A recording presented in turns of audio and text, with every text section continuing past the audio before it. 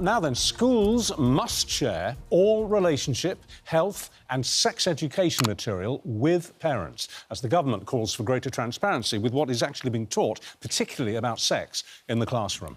Now, the Prime Minister ordered a review into sex education earlier this year after reports of age-inappropriate materials being taught in schools.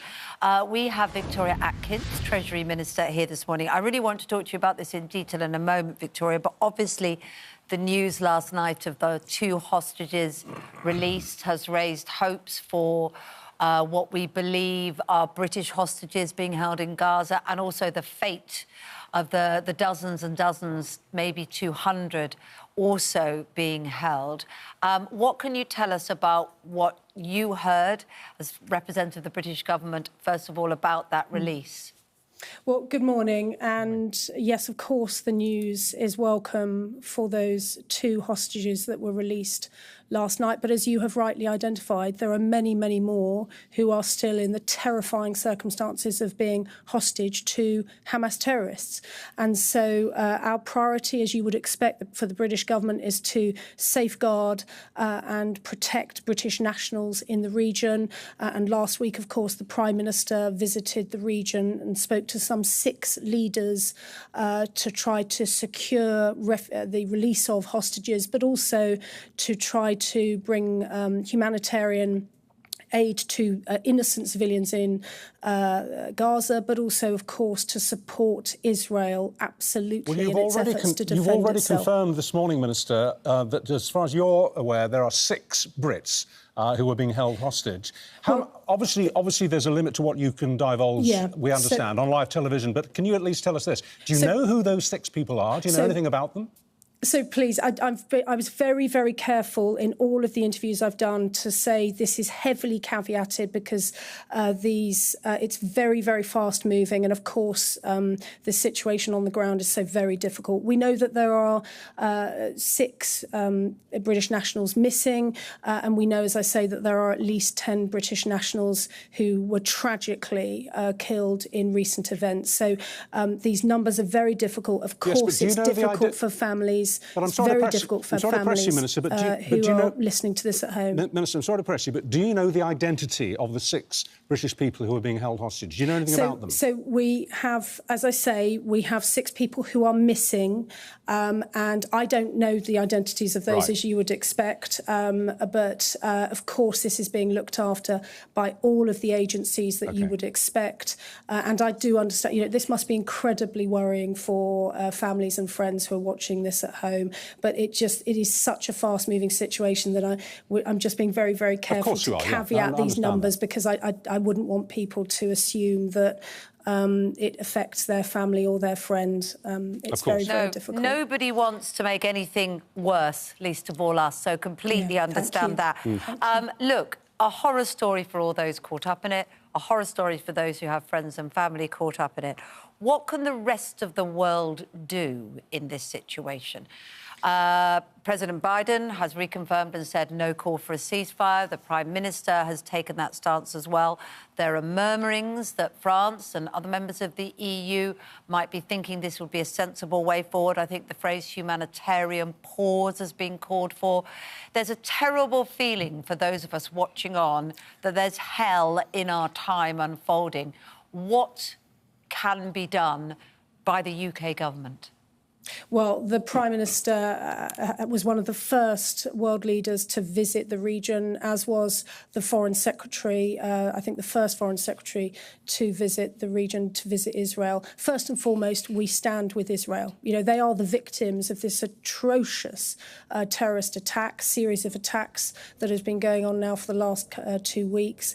And they have the right in international law to defend themselves, and we support that.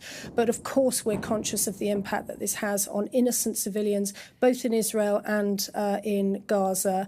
And so the answer is very simple. All of this stops if Hamas stops. You know, this terrorist organisation started this. They are able to stop it. They're able to release the hostages. They can do that today. And then we are in a different realm. We can go back to the negotiating table. But at the moment, you know, the horror that Israeli people have been put through, the fear that they are facing, we have to acknowledge that. All right, I think, well, let's leave that there now, Minister. But also try to use our international levers, which we really are doing, to ensure that humanitarian aid is getting to the people who need it. All right, Ms Atkins, let's leave that there. Now, as Kate said in the introduction, the Prime Minister ordered this review into sex education in our schools after reports of age-inappropriate material being dished out to children, and very angry parents are wanting to know what the heck was going on. So what's your position on this? Well, look, we think that this education is a really important part of our curriculum. We brought it in a few years ago, and it's right that it's taught and taught well in our schools. But there doesn't need to be a culture of secrecy around it. And this is such a sensitive subject, of course it is, that we fully understand and support parents who want to know what their child is being taught and that it's age appropriate. And so today the Secretary of State has written to teachers, to schools, to support them in releasing that information to parents should they require it. And we had heard that some organisations that are working with schools were claiming that copyright laws or whatever prevented them from revealing this information. And we've said, look, enough is enough. That's not right and that's not correct. And this information should be shared with parents. How many schools have you found have not been able to share information with the parents? You mentioned some organisations working with them. Because I can understand, and I think we've all experienced concern from parents about some of the content. And, of course, people will have different views about what they want their children to see, and that's why it's hard to legislate on this. But have schools honestly been refusing to share information? Well, I think they felt they felt that it's very difficult to do so. And again, we are very understanding. Sorry, just explain that a bit more. Have they had to refuse or not? Yeah, I understand so. And From whom? Who's told you that? Have you got figures of schools that have been prevented to do this? It's just that this is a surprise to me, and I think it will be a surprise to many. I haven't heard of a school saying, you do not know, you are not allowed to know what we are teaching your class. Have you specific schools that have done this to parents? So the Department for Education ran a consultation earlier this year, and these concerns have been expressed, as I understand it, in that consultation. But also, of course, the reporting around this has meant that, you know, people may think, oh, gosh, we don't have the right to see this. So we just want to make it completely clear for schools and for teachers that should a parent want to know what their child is being taught in this very, as I say, very delicate, very sensitive issue, but it's then not they just are the free to do so. Is it? It's the Education Secretary. She's come out and made a statement saying parents have a right to see the sex education material. We cannot have them prevented. That implies that some prevention has been taking place. Yes, very much so. And this is why Gillian has sent this letter out. As I say, so it's very to much support so, very schools. much so that schools have been preventing parents from knowing what their children are teaching. I'm sorry to press you on this, but I find this becomes a bit of a frenzy, this subject. And it's not helpful because schools are sort of accused of withholding things and parents get very anxious. So I just wonder what the data is on this. So it's a really important distinction because what we want to do is to support schools. My understanding is that it is organisations who are saying, oh, gosh, we're worried about copyright or, preventing the disclosure. And so it's to give schools the knowledge, the support they need to share that material. I don't think and so it's not necessarily that the schools. A problem is being stated that doesn't exist. So there's definitely a problem that some parents are concerned. Yeah. But is there actually a problem that schools have prevented it or not? Or is there just a general... It feels a little bit like when actually the Education Secretary said phones should be banned in classrooms.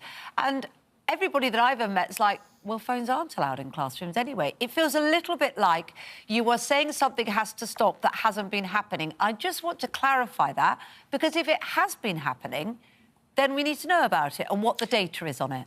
So the reason that the Secretary of State has sent this letter out is because parents have, they have met problems when they've tried to find this out. And indeed, I think you've referenced it earlier in our discussion. And so we want to support parents. We also, as I say, want to support teachers who are doing their absolute best to teach what I think we would all acknowledge can be a difficult subject to teach, and to support them in delivering that for children. Right. So we're just trying to make it as thank you very smooth as much. possible. Well, thank you for clearing that up. I was just going to say, no time to discuss what parents do with that information, particularly if they don't like it. If they look at it and think, I don't want that being taught to my child, what do they do then? That's a question for another time, because we're out of time, I'm afraid. But thanks for your time this morning. And that's it.